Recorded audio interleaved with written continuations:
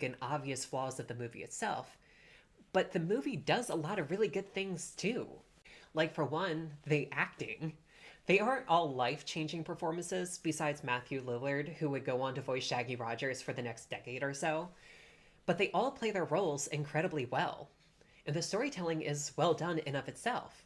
They do everything correctly, even if it feels a bit choppy at times. It's technically excellent storytelling. Now, let me explain this because you're probably thinking, Ninth Cat, you're talking about the live action Scooby Doo movie from 2002. How is that excellent storytelling? Trust me, I understand the confusion. But here's the thing, one way to tell a compelling story is to have the characters at the end of the movie be a mirror to themselves at the beginning of the movie. Look at The Lion King as example. At the beginning, we hear the circle of life and see Simba being crowned a prince, a cub entrusted with a destiny. And at the end, we see Simba having stepped fully into his destiny and welcoming his own cub into the world, thus continuing the cycle and mirroring the song itself.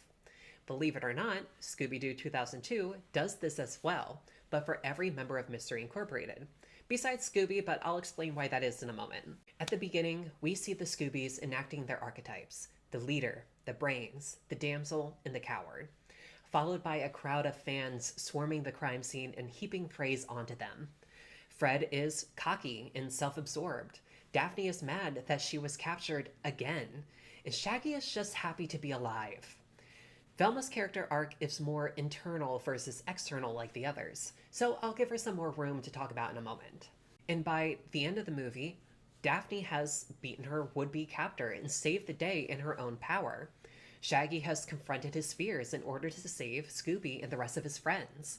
And Freddy gives up the spotlight to yet another crowd of fans heaping praise onto them. So Velma gets the chance to shine for her brilliance. Same characters, same setting, different outlook. And what makes Velma's arc so